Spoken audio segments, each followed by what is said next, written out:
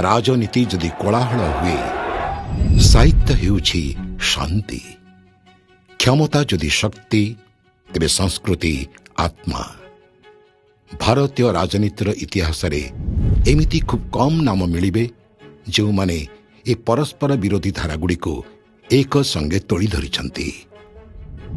गोटिए हातरे प्रशासनिक फाइल पहाड़ और अन्य हातरे कालिदास और व्यासंक रचनार संभार।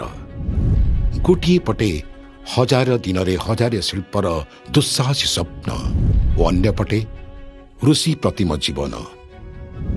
ए कहानी केवल जड़े मुख्यमंत्री नुहे, ए कहानी हेउची सेई बालकर जे गांधी को देखिबा पई 100 किलोमीटर खाली पादरे चली चली जाइथिला।